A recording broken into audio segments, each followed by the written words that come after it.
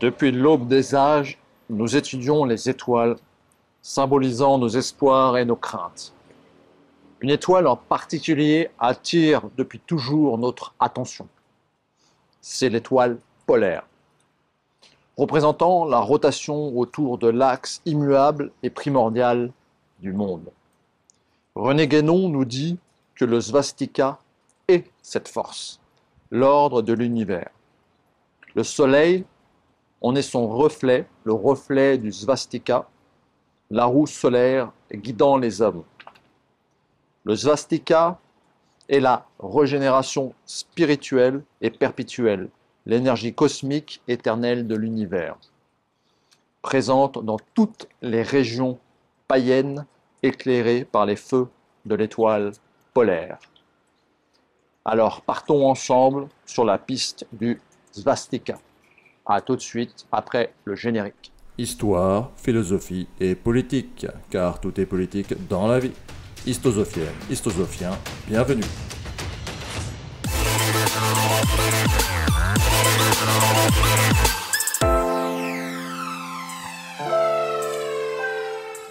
Nous allons voyager aujourd'hui sur la piste du svastika sans haine ni violence. Le svastika exista avant Hitler et il existe après Hitler. L'hitlérisme mystique s'en inspira pour mettre en œuvre une dictature violente. Nous allons aborder le sujet, mais ce n'est pas l'essentiel de cette vidéo. L'objet de cette vidéo est de voyager entre art et symbole polaire ou svastika. Je rentre dans la partie historique. La partie historique va être un peu longue, car nous allons voyager à travers le temps, depuis l'étoile polaire jusqu'à nos jours. Alors, l'étoile polaire symbolise un petit peu cette roue solaire. L'étoile polaire a cette particularité de donner l'impression que le monde tourne autour. Bien évidemment, aujourd'hui, nous savons que ce n'est pas le cas, mais pendant très longtemps, on a pensé. Et ça a profondément marqué nos mythes et nos légendes. Alors, pour faire un petit peu d'histoire, le langage, le proto-langage serait apparu il y a 2,8 millions d'années avec Homo habilis, 1,8 million d'années avec Homo erectus, on ne sait pas trop, on parle de proto-langage, hein, quelque chose qui permet un peu de communiquer, mais le langage élaboré est sans doute arrivé il y a 600 000 ans, à l'époque de Néandertal. On sait aujourd'hui que Néandertal avait un cerveau développé et des facultés cognitives presque identiques aux nôtres, nous, l'homme moderne. 400 000 ans, c'est la maîtrise du feu. 200 000 ans, c'est le véritable langage évolué d'Homo sapiens, donc de nous. Alors, pourquoi on sait que Néandertal avait des facultés cognitives importantes? C'est qu'on a retrouvé dans la grotte de Bruniquel, qui date d'il y a 130 000 ans. Je vous mets les photos, hein. Vous aurez beaucoup de photos, donc regardez en même temps si vous avez l'occasion. Bruniquel, c'est une structure de stalactite mise par Néandertal en cercle, enfin c'est au fond d'une grotte, hein. Donc il fallait des facultés cognitives, il fallait le feu, bien évidemment, pour s'éclairer, et une volonté collective de créer de l'art, de créer une structure. 52 000 ans, vous avez les caves de Bornéo, qui sont des caves avec des dessins, pareil, donc c'est sans doute un homme archaïque, peut-être pas Homo sapiens. 40 000 ans, Néandertal nous fait une nouvelle œuvre, c'est l'homme-lion. Regardez les images, c'est tout à fait extraordinaire. Alors là, on ne parle pas encore de svastika, bien évidemment, hein, mais je vous fais un peu, c'est l'art, l'étoile polaire est l'art, hein, sur la route du svastika. 45 000 ans, 40-45 000 ans, Cro-Magnon est arrivé en Europe, enfin se développe en Europe, Homo sapiens est arrivé, et Cro-Magnon est cet Homo sapiens européen, qui a certaines particularités. Et là, c'est l'art rupestre, alors Homo sapiens, hein, dans l'idéologie actuelle, serait venu d'Afrique, hein, bien évidemment, par le Moyen-Orient, etc. On va voir que c'est peut-être remis en question aujourd'hui, mais c'est l'histoire officielle. Donc ça, c'est on a retrouvé en Bulgarie, dans une grotte, peut-être la première svastika, en tout cas un symbole géométrique assez particulier et fort. Je mets l'image.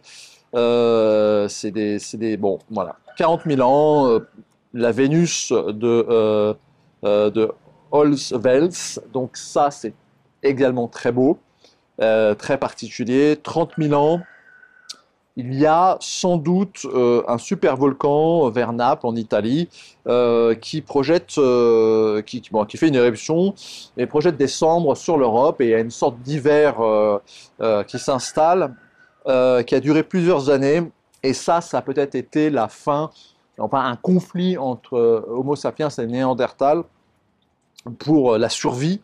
Et suite à ce cataclysme, la culture aurignacienne se développe dans toute l'Europe, et c'est la fin de Néandertal. Et là, c'est les peintures rupestres de Chauvet, Lascaux, etc., etc. La Vénus de Brazampouy, magnifique, etc. Donc là, c'est une grande culture va se développer, et c'est l'hypothèse solutréenne. Alors les solutréens, ce sont des habitants de cette période du sud de l'Europe, France, Espagne, qui inventent entre autres l'aiguille à coudre et le silex, des silex particuliers double face. Je vous mets des images. Et on a retrouvé ces mêmes silex en Amérique. Donc, on suppose que peut-être ils auraient navigué, caboté le long, à cette époque-là, c'est l'ère glaciaire, hein, le long de la calotte glaciaire jusqu'en Amérique du Nord. C'est ce qu'on appelle la French Connection. Voilà, donc théorie intéressante. Hein. 25 000 ans, c'est le dernier maximum glacier. Et là, on rentre dans la période la plus froide de cette période, et il y a une extinction en Europe. Les conditions sont très dures, d'environ 60% de la faune et des humains. Hein. C'est quelque chose d'assez particulier. 17 000 ans, réchauffement. Enfin, le réchauffement, c'est opéré par étapes. Il y a un vide à remplir en Europe quelque part. Donc, il y a une deuxième vague d'immigration qui arrive du Proche-Orient. Et cette migration va être importante. Hein, elle vient d'Anatolie, en fait, hein, s'il vous plaît. Alors, ces individus vont se regrouper et se mélanger avec les premiers habitants de l'Europe, hein, qui se sont métissés avec Néandertal. Hein. Et ça, c'est le Doggerland, hein, par exemple. Ils vont se mélanger. Et là, ces individus il y a des clusters génétiques qui vont se former, notamment en Italie, à Villabruna. Et ce qui est intéressant, c'est que je mets aussi une carte, hein, qui va vous montrer un peu tout ça. C'est que ces individus avaient la peau foncée et des yeux bleus. La peau blanche viendra plus tard par la Sibérie. Donc là, on rentre dans le Mésolithique. Et là, on sait que par séquence génétique, hein, par le génome, on sait que ce mélange a eu lieu, et que les chasseurs-cueilleurs d'Europe de cette époque-là, de l'Ouest occidental, sont nos descendants directs, et ils ont une part donc du Doggerland, les premiers habitants, mélangés avec Néandertal, ces populations qui viennent d'Anatolie, et ensuite des mélanges de populations qui viennent de Sibérie. Et c'est ce qui va donner l'homme européen. Je vous mets quelques photos. Donc ça, c'est la période 14 000 ans avant Jésus-Christ. Il y a un réchauffement, c'est le Doggerland, entre autres, un gros développement qui s'opère en Europe. Des mélanges de chasseurs-cueilleurs venant de Sibérie, à la peau blanche mais aux yeux marrons, vont se mélanger avec les premiers Européens qui sont, je le rappelle, de peau plutôt foncée. Alors, c'est pas des Noirs africains, hein, mais regardez les photos, de peau plutôt foncée avec des yeux bleus. Et ce mélange-là va créer l'Européen moderne. Et on le sait grâce à l'ADN, hein, tout ça. Alors, il y a l'homme aussi de l'offshore en Angleterre. En gros, si vous voulez, pour résumer, il y a trois grandes familles euh, qui se sont mélangées. Alors, ce qu'il faut comprendre, c'est que l'humain est un mélange, hein. Vous avez les premiers Européens qui sont les Néandertaliens, ensuite les Sapiens Cro-Magnons. Extinction lors de cette éruption volcanique et de l'hiver, le pic de glaciation, 60% d'extinction. Ensuite, une nouvelle migration venant d'Anatolie, d'hommes à la peau foncée et aux yeux bleus. Et ensuite, une nouvelle migration venant de Sibérie, d'hommes à la peau claire mais aux yeux marrons. Et tout ce beau petit mélange donne l'Européen. 12 000 ans, voilà, 12 000 ans, 10 000 ans, c'est l'arrivée de ces chasseurs-cueilleurs de l'Est, qui viennent de la Sibérie occidentale, on va dire, hein, la plus orientale, et qui vont peupler la Scandinavie il y a 9 000 ans à peu près. Donc voilà un petit peu l'histoire un petit peu préhistorique. On a à moins de 2000 ans une autre statue qui est le Shigir Idol, et 10 000 ans. 10 000 ans, c'est en Anatolie, Göbekli Tepe. Alors c'est la première trace de sédentarisation de ces fameux cueilleurs-chasseurs, mais moi je vais vous faire dire chasseurs-cueilleurs, mais bon, allez, on va rentrer dans les ordres. Cette cité est encore inexpliquée, on ne comprend pas très bien son rôle, elle a sans doute quelque chose d'important lié aux étoiles, toujours cette étoile polaire, quelque chose qui est incroyable. Je vous invite à regarder mes vidéos sur le sujet. Alors à ce moment-là, il y a une autre vague qui arrive, justement d'Anatolie, et ce sont les fermiers, hein. Les fermiers qui vont apporter l'agriculture en Europe. Alors maintenant, la première trace entre guillemets possible d'une swastika, c'est moins 10 000 ans, moins 9 000 ans. Bon, c'est pas vraiment le symbole clair du swastika, mais tout de même, c'est le Medzim Ivory.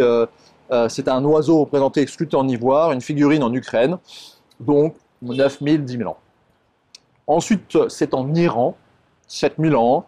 Là, c'est des gravures beaucoup plus claires sur des roches. Regardez les photos.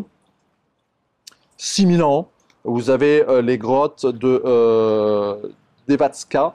Là, on est en Europe centrale. Ensuite, on va dire la culture de Samara. C'est pareil, Europe centrale.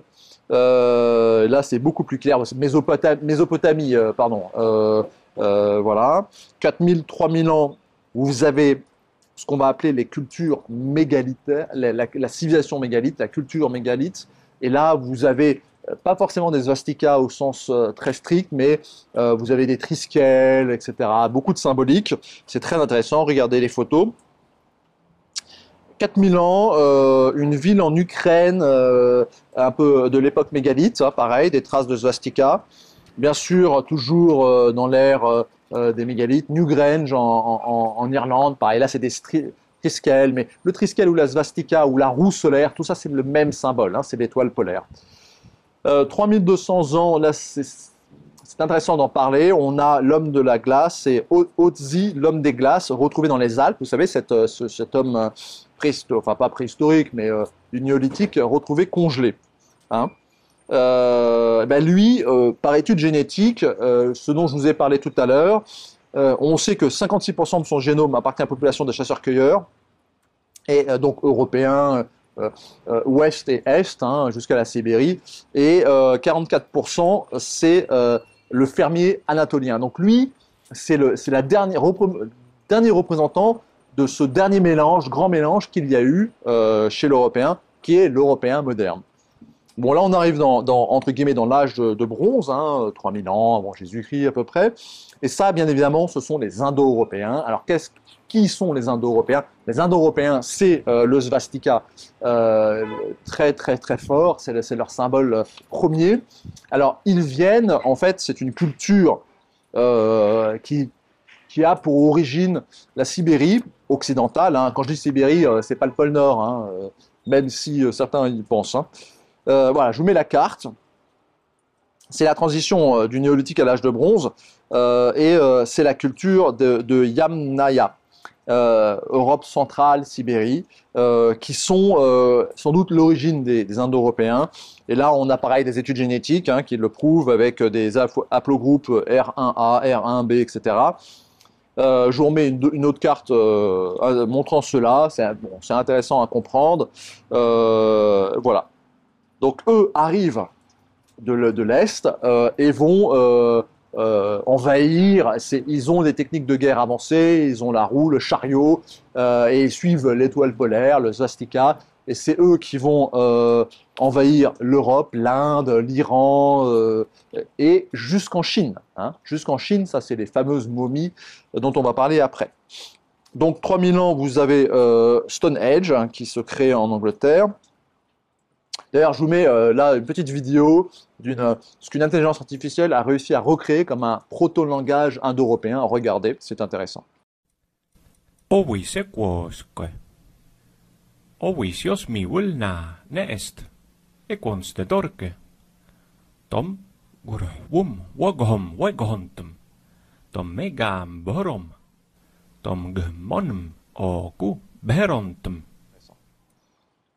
Voilà, hein, à voir. Bon, je ne sais pas du tout, je n'ai pas du tout la compétence de savoir si c'est juste ou pas, mais c'est rigolo. Culture d'Afanassio, c'est en Sibérie méridionale, 3000 ans, toujours pareil, 3000, 2000 ans. Voilà, c'est une culture où le swastika est très représenté. Et comme je vous l'ai dit, il y a eu aussi un départ vers la Chine.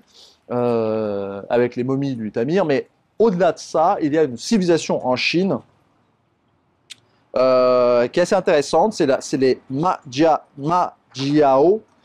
qui ont vraiment une symbolique de swastika, et c'est un peu la même époque que les momies du Tarim, qui ont aussi, au-delà d'être des Indo-Européens, des Aryens, on aurait retrouvé des swastikas dans leurs bijoux, etc. À la même époque, vous avez la vallée de l'Indus qui se crée. Alors, la vallée de l'Indus, on a retrouvé bien évidemment des symboles du swastika un peu partout. Voilà, la vallée de l'Indus, donc grande civilisation, hein, la vallée de l'Indus, hein, bien sûr, qui a disparu. Hein. Ensuite, en Sibérie, vous avez excusez-moi pour la prononciation, Jajavoti, c'est des petits chars, je vous mets les images, avec le swastika. Dans le Caucase, le Koban, pareil, Ossétrie du Sud, Géorgie, voilà, c'est le swastika. Jusqu'à la Grèce, bien évidemment, à Troie, on a retrouvé des traces de swastika. Et ce qu'il faut bien comprendre, c'est que c'est la Grèce, mais aussi un peu tout le Moyen-Orient, le Levant, jusqu'en Égypte un petit peu. On retrouve le swastika comme symbole. Et bien évidemment, les Phéniciens utilisent aussi le swastika comme symbole. Alors, les Phéniciens, ils ont quelque chose d'assez particulier. C'est qu'au-delà d'avoir colonisé à peu près toute la Méditerranée, et on sait qu'ils allaient jusqu'en Écosse chercher des minerais, etc., pour faire le cuivre, ils seraient peut-être allés jusqu'en Amérique, parce qu'on retrouve aussi en Amérique le swastika. Alors, ça peut être pareil, lié à l'étoile solaire, ou ça peut être un apport de l'extérieur, on ne sait pas, mais il est probable que les Phéniciens soient allés jusqu'en Amérique. Alors, je rappelle que que ce soit les Phéniciens ou toutes les civilisations indo-européennes sont liées à une autre grande culture, pareil, d'Europe centrale, un petit peu au nord de l'Inde, etc. Ce sont les Scythes. Les Scythes, je vous mets une carte. Les Scythes, c'est une énorme culture indo-européenne, avec le swastika une fois de plus. Et là, je fais une petite parenthèse parce qu'on va reparler après. C'est possible que les Scythes soient les ancêtres des Askénazes, c'est-à-dire des Juifs. On va en reparler après. Alors, et ensuite, bien évidemment, les Phéniciens, c'est Carthage, toute la civilisation carthaginoise, et ainsi de suite. Et on arrive doucement vers la naissance de Bouddha, de Gautama Siddhartha, qui est lui-même apparenté au Scythe. Hein, il avait les yeux bleus, Bouddha. C'était un Indo-européen de caste noble, donc un Arya, si vous préférez, en Inde. Voilà, et c'est pareil, toujours à cette même époque, vous avez en Inde l'Empire Maurya, le drapeau a comme symbole le swastika dans un style Jain. Hein. Jain, c'est une des religions de l'Inde. L'Empire Maurya, c'est à la même époque, vous avez Alexandre le Grand qui était arrivé, c'est l'Empire gréco-bactrien. Pareil, le swastika est présent. D'ailleurs, cette culture bactrienne, gréco-bactrienne est tout à fait splendide. Regardez le Bouddha, donc c'était des grands sculpteurs, hein, les Grecs, on le sait. Voilà. Donc tout cela a bousculé l'Inde. Hein, voilà, c'est quelque chose qui est très intéressant. Donc ensuite, vous avez la route de la soie qui s'est développée quelque temps après. Et la route de la soie, regardez la carte, c'est la route du swastika, hein, qui part de Chine, le désert de Gobi, les momies de Tarim, jusqu'à la vallée de l'Indus et jusqu'en quasi-Palestine. Hein. Voilà. C'est à cette même époque que va arriver un petit peu plus tard les Huns. Donc les Huns sont liés à la civilisation chinoise des Xiongnu et aux Scythes. Hein. Les Huns, c'était des peuples mélangés, venus d'Asie centrale, mais aussi d'Europe centrale. Donc le fameux Attila, bien sûr. Ensuite, en parallèle aux États-Unis, donc il y a aussi le swastika, et notamment avec les Hopewell, donc moins 200 à 500 de notre ère, et on retrouve le swastika d'une manière très claire. C'est tout à fait très étonnant. Regardez les images. On retrouve le swastika un peu plus tard en Égypte, chez les Coptes, dans les églises égyptiennes,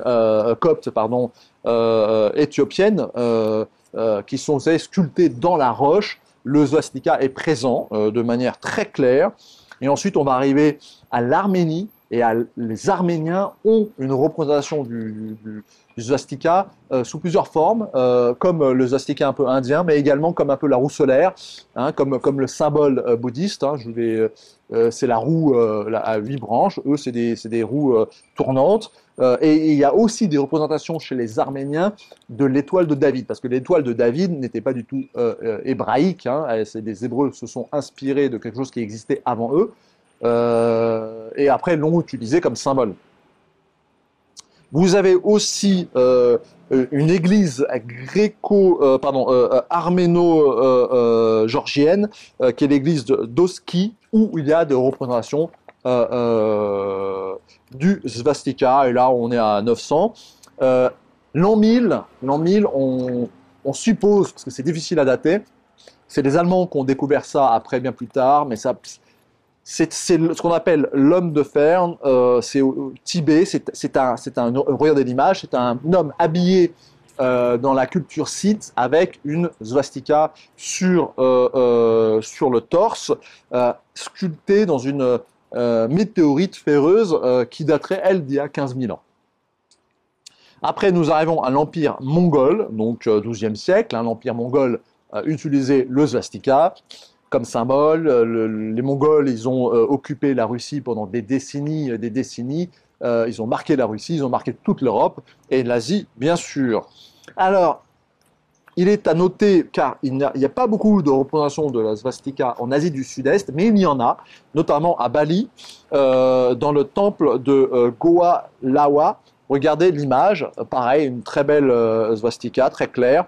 Donc ça, c'est à peu près 14e siècle, 15e siècle.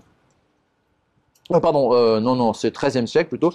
Ensuite, on arrive en Europe et tout le Moyen-Âge, il y a des swastikas partout. De manière, dans les églises, Enfin voilà, je vous mets des images.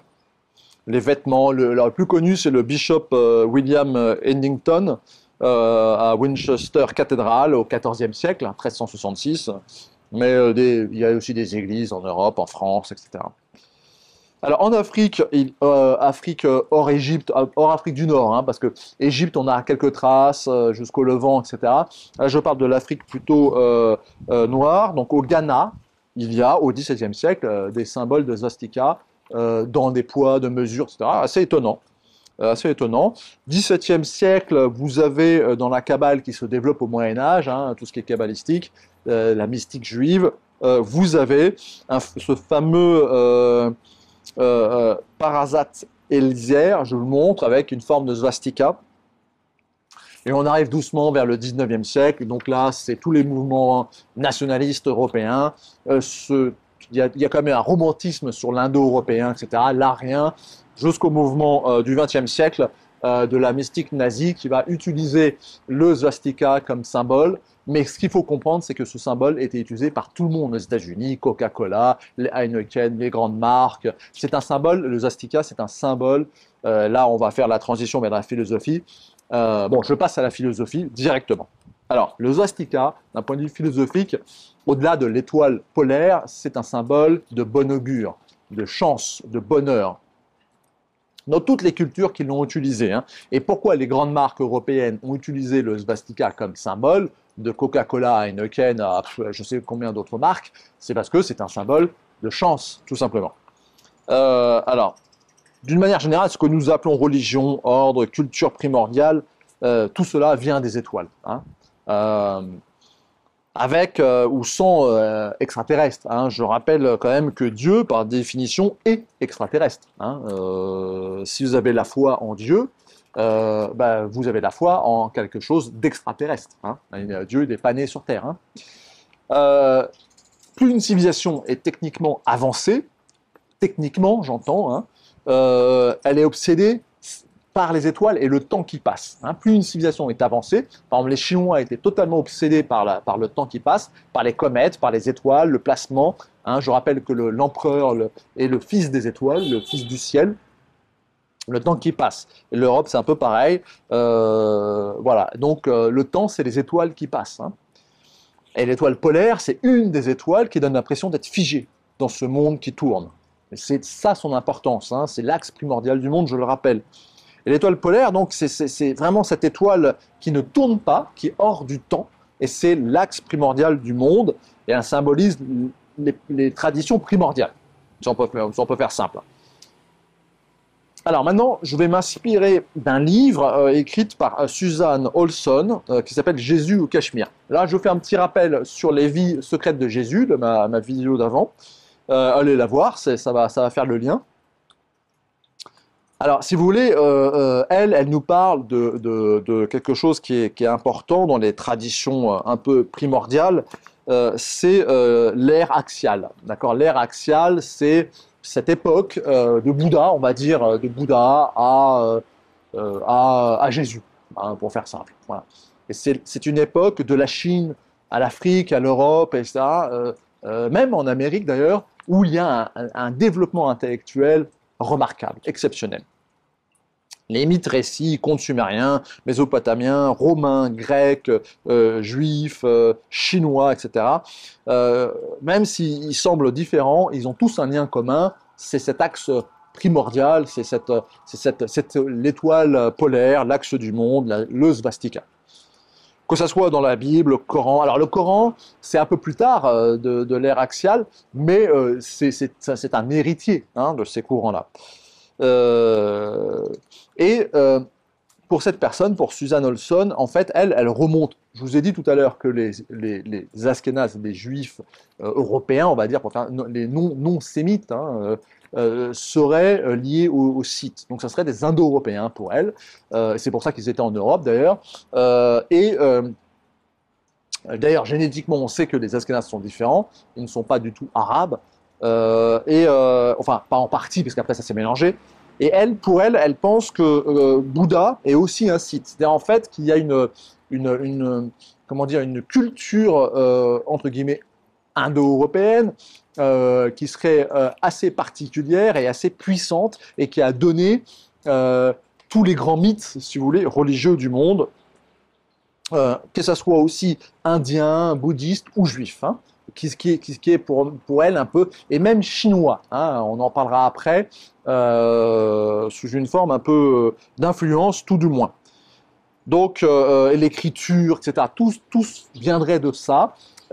Et jusqu'à la Mésopotamie, la vallée de l'Indus. Hein, c'est un grand triangle, si vous préférez, culturel. Je ne rentre pas dans les détails, mais bon, elle apporte beaucoup de choses. Si vous lisez l'anglais, vous pouvez lire le livre, je mettrai en lien. Mais ce qu'il faut retenir, c'est que le svastika est un symbole de tous ces groupes-là. D'accord ? L'étoile polaire, si vous préférez. Donc leur époque a cumulé dans une période d'apogée de l'histoire humaine qui a commencé il y a environ 800 ans avant la naissance de Jésus, c'est l'ère axiale, lorsque 5 grands courants de pensée ont jailli de 5 grands penseurs dans le monde. Donc là, je cite le livre. Hein. Donc Bouddha, Mahavirya en Inde, Zoroastre en Perse, Pythagore en Grèce, Confucius en Chine. Alors, on pourrait rajouter l'Égypte, bien évidemment. Donc, c'est pour elle, c'est l'ère axiale qui a joué un rôle principal, fondateur et crucial dans l'histoire moderne de l'humanité, et ce, je cite le livre, hein, et ce parce que l'homme était limité à des routes et à des itinéraires spécifiques dans ses voyages et ses échanges commerciaux à travers le monde. C'est la route de la soie, c'est la piste du svastika pour moi. Et c'est qu'il a mis en contact fréquent avec de nombreux autres voyageurs et d'autres civilisations étrangères. Ils ont échangé et ils suivaient tous l'étoile polaire. Les religions fondées à cette époque sont les suivantes. Le zoroastrisme, le judaïsme, le jainisme, le bouddhisme, l'hindouisme, hein, développé des Upashidas, le taoïsme en Chine et les cultes à mystère de la région méditerranéenne et ensuite le christianisme. Et le christianisme est lui-même issu, si vous voulez, de la culture hébraïque, bien sûr, mais également gréco-romaine et proche orientale. Ça, c'est un peu ce que je disais dans ma vidéo sur Jésus. Hein. La vallée de l'Indus, Sumer, jusqu'à la vallée de l'Indus et jusqu'au Scythe. Même si Mahomet est né 1000 ans après cette période, il ne l'a pas créé. Il s'est appuyé et inspiré sur ces cultures précédentes. La Bible contient plus d'une centaine de références à des généalogies depuis Noé et qui vont jusqu'au Scythe. Et ensuite, le petit lien avec la Chine, donc toujours pour Suzanne, Chandi, le dieu créateur des Chinois, parce que les Chinois ont un mythe créateur, semble être le même que le dieu créateur des Hébreux. Donc là, elle fait des analogies, et il y a un livre que je vous mettrai aussi, je vous mets l'image, qui fait des analogies dans l'écriture. Leurs récits de la création sont presque identiques. Les dieux grecs Poséidon seraient de la famille de Thèse, roi d'Athènes. Le dieu grec Poséidon serait, le roi d'Athènes, descendant des petits-fils de Noé. Il y a au moins 3 tombes anciennes associées à Noé. Donc Noé, qui est le père fondateur de la civilisation axiale, entre guillemets, si on veut suivre la Bible, aurait aussi un impact jusqu'en Chine. C'est ça que ça veut dire, avec un mythe. Une légende d'un mythe de la création en Chine très proche à celui de la Bible. Alors, je rentre dans la partie politique. Alors, si on pense qu'il y a eu une influence, on va dire, d'Europe centrale, hein, de toute cette région Scythe, c'est-à-dire la Bactriale, gréco-romain, etc., jusqu'à la Chine, hein, de cette culture, et que justement les Ashkénazes seraient entre guillemets les descendants de cette culture scythe, eh bien cette influence entre guillemets hébraïque aurait pu aller jusqu'en Chine et jusqu'au Levant, bien sûr. Je vous rappelle que la Bible n'est qu'une refonte des légendes sumériennes, elles-mêmes inspirées sans doute par la vallée de l'Indus, parce que maintenant on sait que les Sumériens sont génétiquement liés à la vallée de l'Indus, elle-même influencée par les Scythes, et qui serait le berceau, suivant Suzanne, le berceau initial, ashkénaze, de toute cette légende de la création du monde, de Noé, etc., etc. Donc, si vous voulez, politiquement, ça veut dire quoi? Ça veut dire que tout simplement, le berceau axial de la culture des mondes, du monde des mondes, serait donc au nord de l'Inde, chez les Scythes, c'est-à-dire l'empire scythe, qui sont eux-mêmes des Indo-Européens et qui viennent donc de Sibérie, du Noir, de l'étoile polaire, et suivant l'auteur indien Tilak, du pôle Nord. Bon, là, je m'arrête ici, parce que là, on va franchir une ligne que je ne tiens pas à franchir, dont je parle dans le livre d'Ogerland, c'est que pour certains courants mystiques, l'homme primordial, cet être de lumière, ne serait pas terrien, il serait extraterrestre, il serait arrivé sur Terre, c'est une sorte de Dieu arrivé sur Terre, et qui ensuite il se serait mélangé aux hommes et qui aurait créé différentes populations. Mais la légende première serait que, entre guillemets, cette race extraterrestre serait à l'origine de ces légendes, de la Bible, etc., etc. Blavatsky, patati patata. Voilà. Tout ça, ce sont des légendes. Je ne sais pas. Mon point de vue là-dessus est personnel, mitigé. C'est une piste intéressante, mais ça devient très vite un peu folklorique et ça a basculé dans le national-socialisme. D'ailleurs, pas que. Au XIXe siècle, il y a eu des courants racistes, au-delà du racialisme. Moi, je suis racialiste, c'est-à-dire il y a des races, des cultures différentes à respecter. L'Afrique, c'est l'Afrique, l'Europe, c'est l'Europe, l'Asie, c'est l'Asie, etc. Chacun voit midi à sa porte, mais voilà, il y a des choses un peu fondatrices, il y a des liens. L'étoile polaire est un de ces liens, l'axe du monde est un de ces liens, mais pour certaines personnes qui croient réellement que un Dieu, un être de lumière extraterrestre serait arrivé sur Terre et aurait créé, se serait mélangé aux Homo sapiens, ça peut être utilisé. Et bien évidemment, cet être de lumière, il est blond aux yeux bleus. Inutile de le redire. Donc là, certaines personnes se sont appuyées sur ces principes pour faire de l'identitaire dans le mauvais sens du terme, c'est-à-dire de créer une hiérarchie des races et qui est du racisme, bien évidemment. Il y a de la génétique, il y a du QI, des choses différentes, etc. Mais s'il y avait une race supérieure, ça serait plutôt les Chinois. C'est eux qui ont en moyenne le QI le plus élevé. Ils ne sont pas blonds aux yeux bleus, ils sont plutôt les cheveux noirs et les yeux noirs. La peau blanche, oui, ok, pour les Chinois du Nord. Mais bon, voilà. Donc, attention à ça, je m'arrête ici. Et maintenant, je rentre dans la conclusion. Alors, la conclusion, c'est de dire que le svastika est un symbole extrêmement ancien, l'étoile polaire, l'axe du monde qui tourne, la roue solaire, le soleil en est une représentation. C'est quelque chose depuis que nous avons des facultés cognitives, depuis que l'homme réfléchit, nous regardons le ciel, nous regardons les étoiles, nous voyons les comètes passer, ça nous impressionne, c'est les dieux, c'est le monde, c'est les forces cosmiques.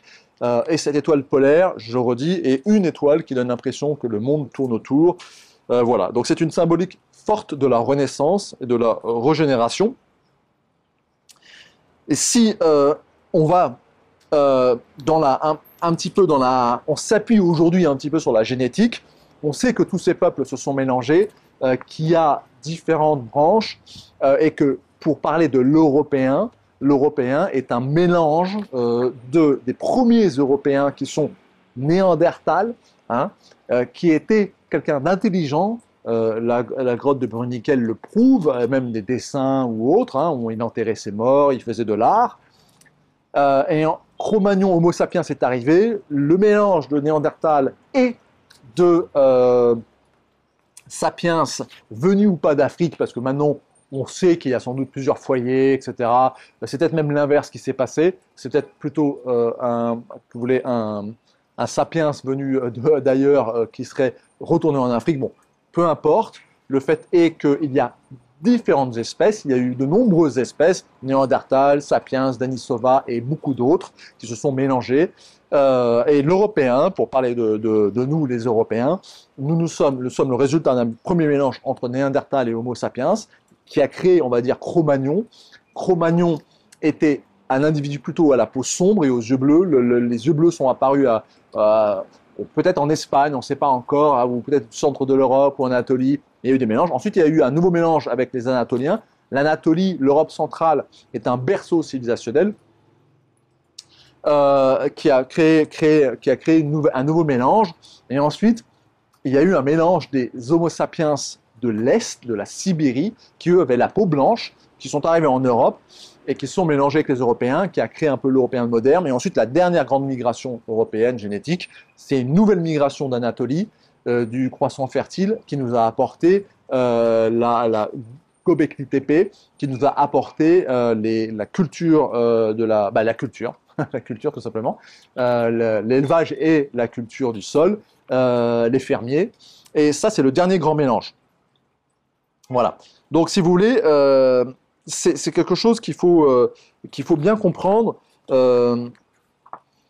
qui veut dire que les berceaux civilisationnels du monde sont les grands, et l'Afrique, bien évidemment, subsaharienne, noire, hein, il y a des grandes cultures, notamment à l'époque de Sumer, la vallée de l'Indus, et toute l'Europe centrale, c'est-à-dire l'Europe centrale, Sibérie, les Scythes, les Indo-Européens, donc qui auraient donné cet axe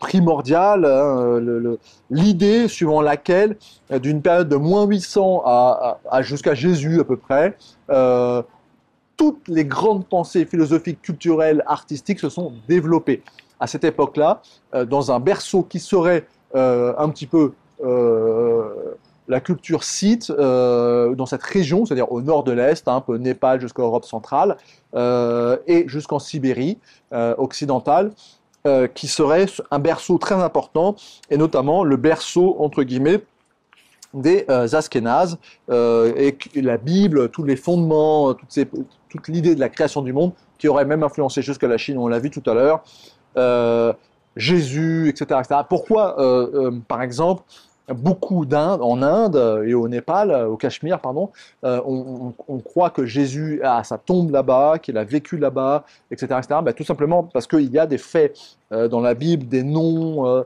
des consonances qui sont indiennes, etc., des traces qui viennent de cet endroit, ce grand berceau, hein, qui va un peu de l'Anatolie jusqu'à la Sibérie orientale.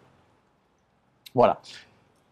Bouddha, Jésus, etc. Ils auraient tous une lignée commune qui serait cette lignée des Sakyas, donc des Scythes indo-européennes. Voilà. Bon, ça c'est un peu la grande idée de Suzanne sur ce passage-là.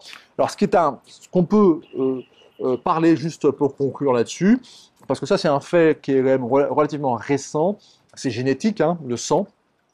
Le sang, c'est ce que nous sommes, c'est ce que nous héritons de nos parents, qui eux-mêmes l'ont hérité de leurs parents, et c'est ce que vous allez transmettre à vos enfants. Hein, c'est votre gène, la génétique.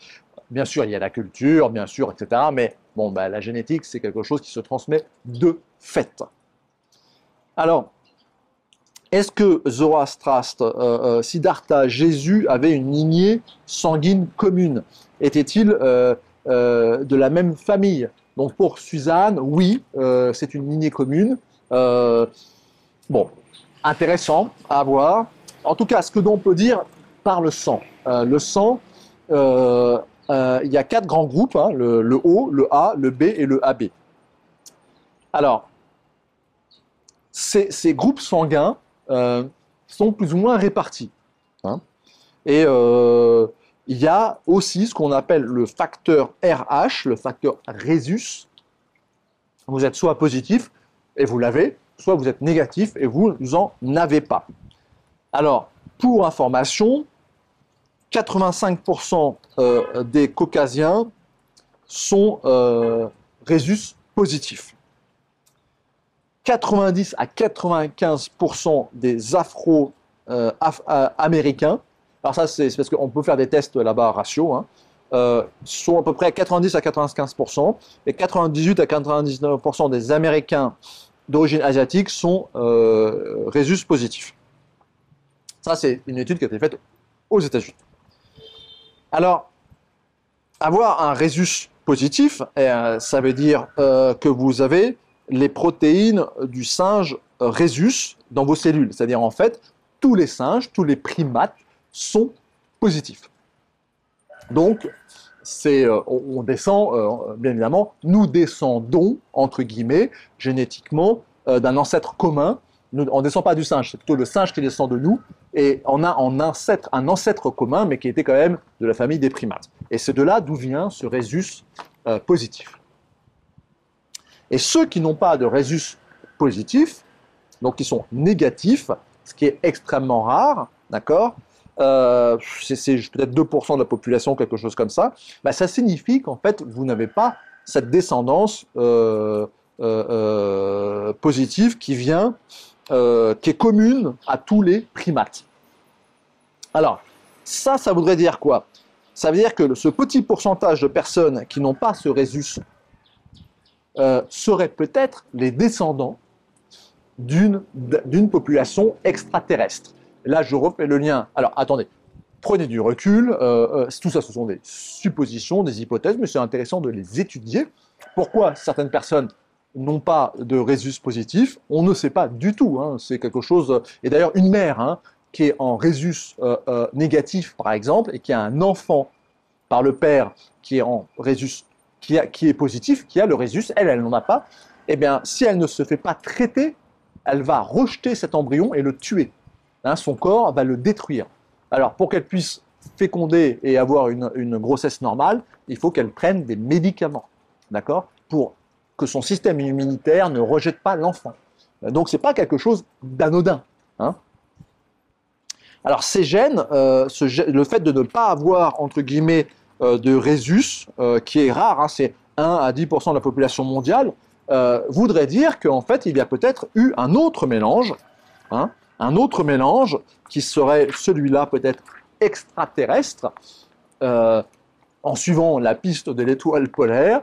Et donc là, faites attention, n'allez pas, je ne sais pas du tout du racialisme, ou encore moins du racisme, c'est une hypothèse de travail comme une autre. Les légendes disent quand même, il y a un faisceau d'indices qui portent à entendre que dans toutes les religions, la Bible en parle, l'islam, enfin, en Chine, enfin dans toutes les grandes cultures, etc., il y a à un moment donné des êtres qui viennent des étoiles, de l'étoile polaire ou d'ailleurs, et qui se seraient accouplés avec les filles des hommes, et qui auraient peut-être apporté une génétique un peu différente. Et ça serait pour Suzanne, Blavatsky, et beaucoup de dérives qui vont jusqu'au racisme. Hein. Je le dis, je le redis, donc faites attention, ne mélangez pas tout, prenez votre recul et ensuite faites votre propre analyse. Et qui serait ce fameux reste d'une partie de la population humaine, excusez-moi pour le bruit, qui n'aurait pas de rhésus. Il serait négatif. Hein. Et le groupe le plus rare, hein, c'est le AB. AB négatif, c'est extrêmement rare. Et en Égypte, je vais terminer là-dessus, beaucoup de momies sur lesquelles on a fait des tests ADN étaient AB négatif. C'est le plus rare du rare. Voilà, je termine là-dessus. Je vous laisse rêver aux étoiles. Je vous dis à très bientôt. À bon entendeur. Salut.